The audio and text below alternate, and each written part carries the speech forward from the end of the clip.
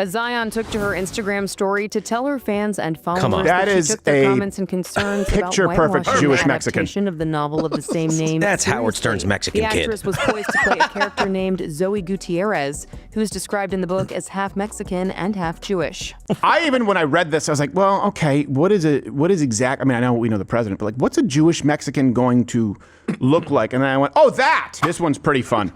It's pretty fun because anytime you combine Jew and Mexican, you're like, ooh. Ooh. Which one's more annoying? Órale, ve. Hava, Nagila, hava, bro. I play with my dreidel all day. Which one's more annoying? Okay, it's an obvious answer. Dude, don't. Come on. I know. Mexicans rule, dude. Yeah, I know. So, you've heard of there was like, people used to complain about the whitewashing of Hollywood and like, Oscar's so white. Mm-hmm. Back then, people just ignored the fact that Mary J. Blige was like a dresser that also happened to be a queen in 1740s France, Beauty and the Beast, where, they just were like, more slaves. So that has been a complaint. But now it's also, you're not Jewish enough and you're not brown enough. It's just, hey, nothing is ever going to work. So let's start with this. If you are white, you need to stop apologizing. It's time for Entertainment Minute.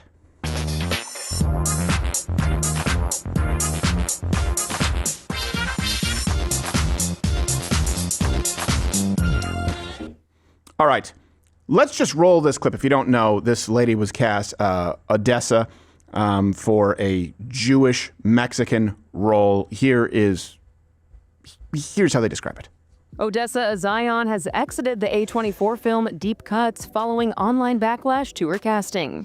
A'zion took to her Instagram story to tell her fans and followers that she took their comments and concerns about picture-perfect Jewish the Mexican adaptation of the novel of the same name. That's Howard Stern's Mexican kid. The actress was poised to play a character named Zoe Gutierrez, who is described in the book as half Mexican and half Jewish. A'zion wrote, "Guys, I am with all of you, and I am not doing this movie. That, I'm out." Yeah, look. When I read this, I was like, well, okay, what is exact? I mean, I know we know the president, but like, what's a Jewish Mexican going to look like? And then I went, oh, that! Exactly. Oh, that is perfect. Look, and I'm not saying that stereotyping is okay. And by the way, I hear your struggle, people out there. So it's never okay to stereotype or generalize or paint with a broad brush. But this lady is can we give some credit to the casting agent? It's like she was created in a lab with Frida and an anti-Semitic cartoon. It couldn't. And she's German. Like, perfect. Yeah. It's maybe this person, this casting agent, could give a lesson to the one who cast Matt Damon as Genghis Khan. If you asked any rabbi, they'd be like, "Yeah, that's kosher." Yes, they'd be like, yeah. Then no one would even question it. So let me give you the timeline here. So the Wrap reported that Odessa A'zion cast in this Josh Safdie's new A24 film, Deep Cuts. Now, she was supposed to play Zoe, who was, again, a Jewish character of Mexican heritage. Keep in mind, she is Ashkenazi German.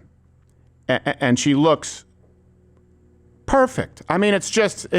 I can't imagine anybody looking better for that role. No, exactly. And sometimes you'll get someone who's playing somebody historically.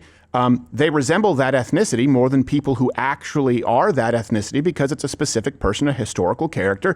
Yeah. This always used to be okay. It wasn't a statement on race. By the way, she's at least half of it with the Jew. Yeah, that's obvious. And she was bullied immediately. How is this not bullied? This took place this week. So Alex Hernandez Diaz wrote, "Taking Mexican roles during these political climates is certainly a statement. You're part of the problem in Hollywood." By accepting a role, Eternally.board wrote, "That role was not for you. That was effed up. We need representation, and there's a lot of Latinas who are not getting callbacks. Probably because of their attitude. This was an opportunity to be a real ally. Wasted." Ugh. Yeah, but are they not getting callbacks because they're not Jewish? Like, in other words, if you're going Latina, okay, but are they Jewish? Okay, so she's not Latina, but she's Jewish. They each have one half. Who looks most Mexican Jewish? I can't imagine someone fitting the bill better than this lady. I haven't read the book, So I don't know what the role is, but I'd be willing to bet that it leans more towards her Jewishness than her Mexican heritage. Probably. I think the character probably has more, And by the way, a lot in common, the Jews and the Mexicans. Live in the desert, unleavened bread. Didn't casting just look at pictures? And say, perfect. Pretty much. Pretty much. Jimmy_McGill123 wrote, OFC, the girl who wore IDF shirts feels comfortable taking a role meant for a Latina and whitewashing it. But wasn't it also meant for a Jew, though? That's not the important part, Stephen, apparently. Yeah, and she did, Odessa wrote on, she cleared up, she said, debunking, not a Zio, meaning not a Zionist, even though Zion is in the name. And then a Zion. What are you? I'm a Zion. Yeah. Whoops. So you are a Zion. No, I'm not a Zion. Anti. No. Zion. So you're a Zion, but not a Nist? That's correct. That's my middle name. Got it. Well, the real problem is you're not Mexican enough. I don't think Mexicans care about this. No. I don't think anyone in Mexico is upset about it. And I knew that that Leguizamo was going to wade into it. Come on, you're taking roles from all the Mexicans who aren't Jewish. What, just because you're a Jew? We all know the people in the funny hats. They control the industry. That's why I've never had a good film. She doesn't even sound Mexican. She doesn't even sound like she's Latino. That's right. When you look at that sloth in Ice Age, you go, I can tell that guy's Spanish. Sure. So she... the Spanish animal, the sloth. She stated this on her Instagram. She said, I am so sorry that this happened. It is so important for me to let you in on how it all went down. I went in for Percy, but was offered Zoe instead and instantly said yes. I'm so pissed, y'all. I hadn't read the book and should have paid more attention to all aspects of Zoe before accepting. And now that I know what I know, F that, I'm out. I never take a role from someone else that's meant to do it. There are a plentitude of people more than capable of playing this role, and I am not one of them. Here's the thing, there aren't that many, though. There aren't that many who look clearly both Mexican and Jewish or can pass for it. And that fit what they want from the casting director. Right. Yeah. Exactly. I mean, there could be expressions that she's making. There could be ways that she's acting that they go, oh, this really feels like Zoe, the character I read in that book. Well, and then they go, like, this was clearly meant for someone else, as though you have to have a common threat. So, okay, so then how do we apply that to all the serial killing roles, all the bad guy roles, the rapist roles? Are we not supposed to allow actors who aren't felons to take them? The whole point of acting is that you're pretending. How come nobody cared when Chadwick Boseman played a guy from a fake African country? Yeah, well, we're gonna get to that. Wakanda is real. Yeah. But by the way, it apparently she was offered that role without even auditioning. She just looked the part so perfectly. Yes, exactly. That's why I say you wonder why Hollywood actors, we were talking about this yesterday, are so disconnected from business owners as millionaires. Yeah. This girl has no idea what it's like to build something up. Someone hands her millions of dollars and goes, hey, you look like a perfect Mexican Jew. Does she have millions of dollars? I don't even know. No, I don't think she does. That's what I was worried about earlier, because I was like, man, this really sucks. She got bullied out of this role. That could have been, I don't know who she is. I've never heard of her. That doesn't mean anything, but I assume that she's not very famous, and maybe this could be a breakout role for her. Yeah. And now she has to turn it down because bullies went on there and go, oh, you can't do it because you don't speak enough Spanish. I voiced the brain on the show Arthur, to my everlasting shame, because PBS is full of communists. But I was 12 years old. Give me a break. And I didn't know that the character was black until it was the Christmas episode, and they asked me to do a Kwanzaa rap. And I was like, what? The brain is, he's a black bear. Got it. Whoops. Got it. And Arthur is an aardvark, but has a pet dog. Huh? Are we really going to worry about identity in this one? Like, is this what it used to be just fine. Can you do the voice? Can you do the character? Great. Yeah. And then there was this open letter from Latina, including Ava Longoria and John Leguizamo. Oh, there we go. We acknowledge and condemn Odessa A'zion for listening, reflecting, and what? Commend. What did I say? Condemn. Oh, commend. You said condemn. Sorry. I was It's not condemn, it's because I was method acting, and so in my brain I was retarded. For listening, reflecting, and deciding to exit the project to become an ally. Yet how did this happen? Oh, Lord. It's like, yeah, look, this is great. We're making, so this should be something where we come together, but we're still going to complain about it because there hasn't been a Violent Night 2 in the works yet. The absence of Latina audition opportunities and the choice to replace a clearly Latina character with a non-Latina actress signals a broader ongoing erasure of our community from the stories that define our culture. The Jewish story defines your culture? I don't think she's the main character either. No. Like, it's not defining anything about your culture, dude. If this is defining your culture, you are weak. They had a list of demands, even though, so like the apology, oh, great. Now here are all these demands from these people who've never met you. Hey, hold on really quickly. You got it wrong. Violent Night 2 comes out this year. Yeah, but he's already dead. Oh, okay. He got teleported by Santa Claus and dismembered in a chimney. True. It was the highlight of my Christmas season. It actually is not a bad movie, even though there's a bunch of communists in it. All right, that's fine. So the list of demands. Audition and hire more Latino actors for a diverse range of roles, including non-stereotypical leads. Okay, we'll do that as soon as Hispanic television and films hire more white actors, hire more Asian actors. Like every country does that. Every country has the bulk of their actors being someone who is relatable to most of the people in the country. And then when they have very specific roles, they hire someone who looks believable in that role. I'm sorry. He wants us to hire more Latinos in non-stereotypical leading roles? So you want more Pedro Pascal? Yeah, exactly. Everywhere. Yeah. Yes. I don't think any of his were stereotypical roles. I think he was just supposed to be the everyman, everything all the time. Right. He's in the Fantastic Four. He was a stretch guy. No one's like, yeah, the stretch guy's got to be Colombian. Yeah, no one thought. Also, I didn't have a problem with it. No.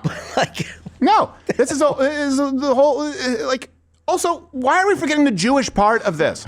Like, the novel aspect, if you go like, oh, okay, Mexican, you're like, oh, Mexican Jewish. Well, that's interesting. Mm-hmm. How are they going to pull it? Oh, that's how they're going to pull it off. That person who was created in a lab to look Mexican Jewish. Great.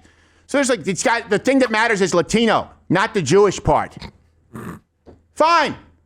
Okay, so now you're going to have to hire a Mexican. Will they be Jewish? And if you find a Mexican Jewish person, will they look like the Mexican Jewish person they are meant to emulate? They also wrote these demands. Hire Latino executives in your green lighting rooms. Yeah, but they won't show up on time. Create and support pipelines, mentoring, scholarships, and opportunities that expand access all levels of the ecosystem. Why don't you do it? Why don't you create an industry, a film and television industry, where your country's greatest export is popular culture? That's what the United States has done. There are enough people in Mexico who want to watch American media and American entertainment. There aren't as many Americans who want to. That's how it works. That's why a lot of industry, that's why a lot of these record companies, or production houses, same thing with music, they try and cut a different version for China that's friendly to the Chinese market. I'm not a fan of it, but that's because American pop culture is so popular, it's our single biggest export.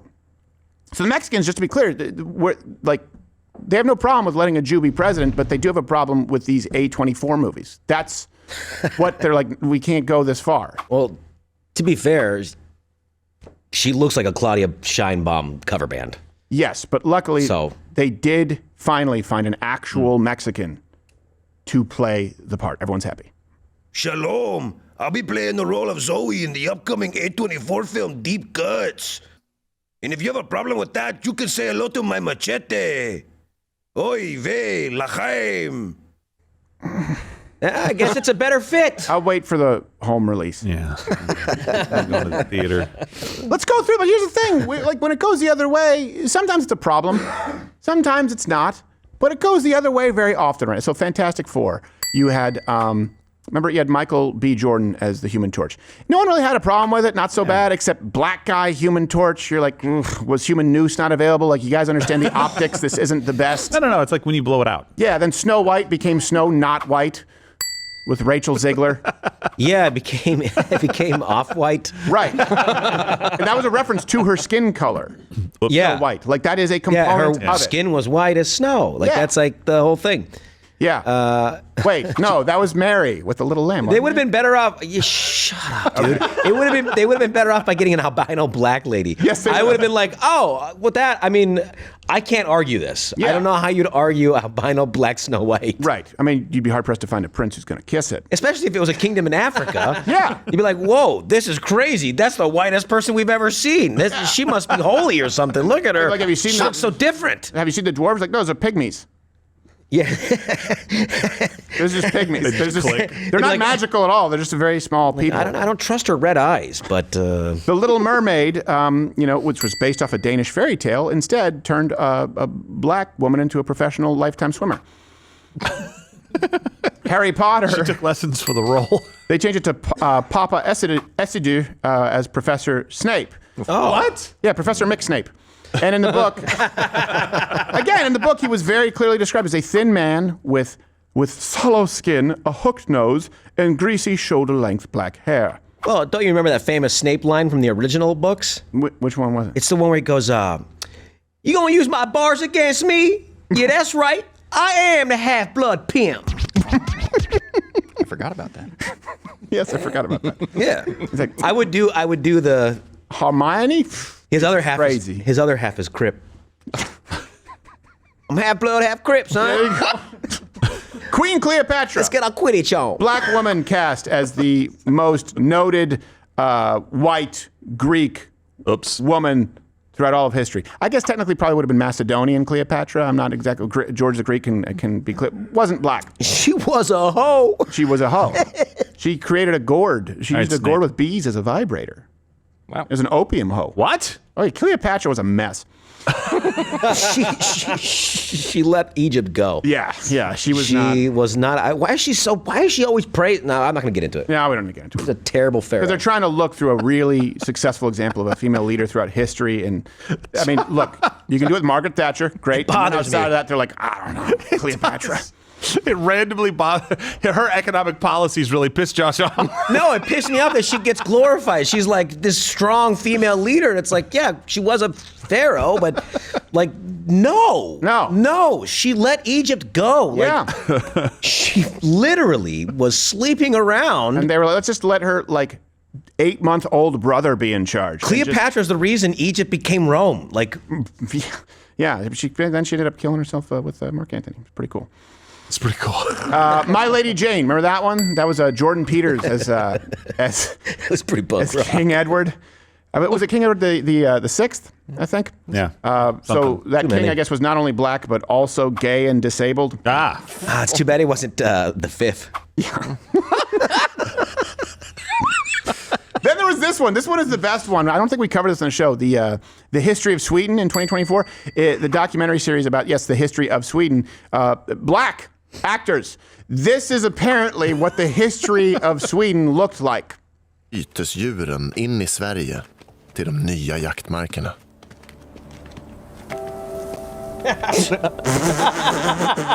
He's black? So this is how they started speaking German? Man, it's cold, y'all. They didn't hit a single one. Man, I go back home. I got an armoire that folds into a bookcase. I just like, what, hey, look. Hey, why don't you guys just use the African lore? Are there no feel-good stories in Africa? Really, every feel-good story in Africa is about escaping Africa. Even District 9. Prince of Egypt. And we don't need They're to leaving start Africa. We don't need to start a march and issue demands. We're just like, And then you saw the same story, the Winter Olympics now. There was a whole thing from AP. They're like, the Winter Olympics aren't diverse enough. Well, no shit.